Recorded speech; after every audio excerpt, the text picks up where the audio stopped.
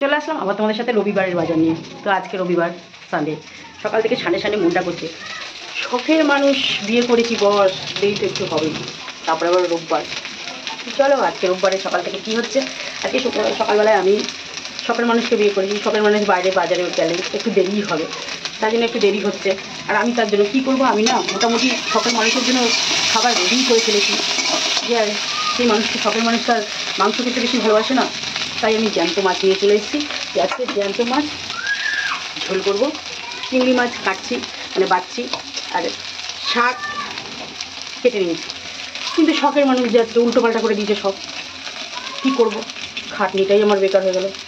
তাও কিচ্ছু করার নেই, ভালোবাসি যে শখের মানুষকে, তাই আজকে শখের মানুষ যা করে দিয়েছে। এই দেখো, মাছের বদলে মাটন নিয়ে চলে এসছে। রাঁধতে তো আমাকে হবেই। চলো রান্নাটাকে শুরু করে ফেলি।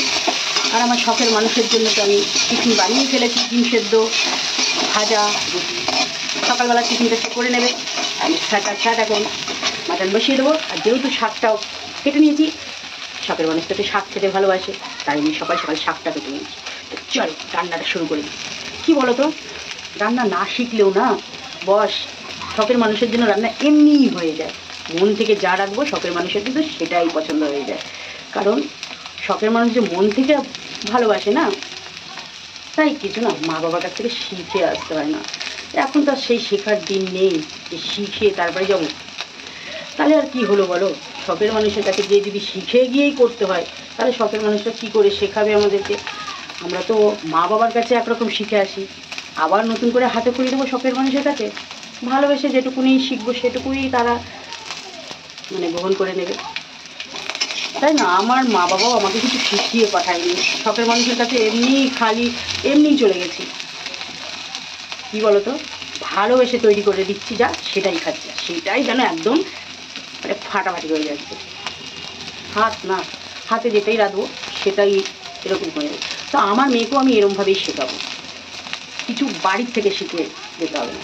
শখের মানুষের জন্য যেটা রাখবে সেটাই সন্তুষ্ট হয়, শখের মানুষ মন থেকে নেবে। এটাই ভাবতাম না যে শিখিয়ে পাঠাবো বা শিখিয়ে দিয়ে দেবো, তাহলে আমি না আমার মেয়েকে 2 বছর বয়স থেকেই পড়াশোনা না শিখিয়ে তখন থেকে রান্নার হেসেলেই ঢুকিয়ে দিতে পারতাম। তুই বাবা রান্নাই শেখ, তোর আবার শখের মানুষের বাড়িতে গেলে রেঁধে খেতে হবে। বা রেঁধে খেতে সবাইকেই হয়, মেয়ে ছেলে মানুষ যত শিক্ষিতই হোক না কেন, রেঁধে খেতে সবাইকেই হবে, আর রেঁধে খাওয়াতে সবাইকেই হবে। তবে শিখে গিয়ে করতে হবে, আর না সেখানে গিয়ে শিখতে হবে, সবটাই সিচুয়েশান বুঝে। আমি তো কোনোদিন বাবা শখের মানুষের কাছে শিখে গিয়ে করিনি, যে শখের মানুষের কাছেই যাই না কেন গিয়ে শিখে তবে রেঁধে খাইয়েছি। আর এখন তো ফাটাফাটি হয়। তো সেরকম আমার মেয়েকেও আমি শিখিয়ে দেবো শখের মানুষের কাছে গিয়ে কীভাবে রাঁধতে হয়। আর আমার মেয়েটা যা রাঁধে না, একবার খেলে চেকে খেতে হবে। আর শেখাবো, কি শেখাবো, আর কিচ্ছু শেখাবো। এখন শেখাবে শুধু আমার মেয়ে তার শখের মানুষের কাছে গিয়ে তার মেয়েকে বা তার ছেলেকে, তার সন্তান। শেখাশেখির বয়স তো আপনার নেই, 20 মানেই মেয়েদের বুড়ি। আমি তো আমাদের বাবা সেটাই বুঝেছি, আমাদের কালে সেটাই হয়েছে। তো এখনও সেটাই কথায় আছে, 20 মানে বুড়ি। তো এখনও শেখাবো না বাবা। হ্যাঁ, আমাদের বাবা সেই মানে হাইফাই ঘর না যে পয়সা দিয়ে শিখিয়ে বুড়ি বানিয়ে দেবো। অল্প বয়সে সংসারে হাল ধরো, যাও সংসার করো, এটা আমাদের নীতি। আমার মা বাবারও ছিল, আমাদেরও অল্প বয়সে বিয়ে দিয়েছে, আমরাও সেটাই। হ্যাঁ, যদি শিক্ষিত হতো তাহলে বলতাম যাও চাকরি করো, করে নিজের পায়ে দাঁড়াও। আমরা তো বাবা অত শিক্ষিত নই, তাই আমরা যেভাবেই চলি সেভাবেই আমাদের শখের মানুষ সন্তুষ্টভাবে আগলে রাখে। তো চলো, অনেক কিছু বলে ফেললাম, কারণ ভাজাটা না আমার পুড়েই গেল। শখের মানুষের গল্প করতে করতে না ভাজা পুড়েই গেল। তবে শখের মানুষকে একটু পোড়া রুটি খাইয়ে, কারণ আমার শখের মানুষকে যা খাওয়াই একটু যদি গালাগালি না দেয় না, বা একটু যদি খিটখিট না করে না, আমার আবার মন বসে না। কারণ আমি না খুব ভালোবাসি শখের মানুষকে, তাই শখের মানুষের একটা দিন রাগটা আমার যেন মানে মনটা ছুঁয়ে যায়। রাগ না করলে না আমার আবার ভালো লাগে না, তাই একটু পোড়া ঝোড়া খাইয়ে একটু মুখটা খেতে হবে না। তাই জন্য ভাবলাম ভিডিওটা করতে করতে পুড়িয়ে ফেলি রান্নাটাকে। শখের মানুষ সে একটু চেঁচামেচি করবে, ভালোবাসা যেন উতলে ওঠে। আমিও চাই সরি আমার মেয়ে তার শখের মানুষকে যেন পোড়া ঝোড়া খাইয়ে ভালোবাসা উঠলিয়ে দেয়। চলো অনেকটা বকে ফেললাম, এখন চলে যাই শখের মানুষের জন্য পোড়া রুটি করতে। দেখো চাটু বসিয়ে দিয়েছি, আর শখের মানুষের জন্য শখের রান্না করতে গিয়ে ফ্রিজে ঢুকিয়ে দিই। চলো, কারণ শখের মানুষ তো আবার তার শখের মানুষের জন্য মাটন নিয়ে চলে এসেছে।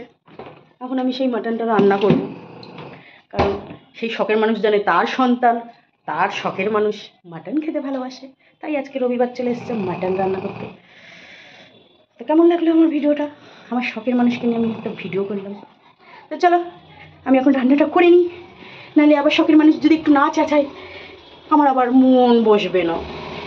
ভালোবাসাটা না শখের মানুষের সাথে একটু চেঁচামেচি একটু খিটখিটানি এটাই ভালো লাগে, তাই না?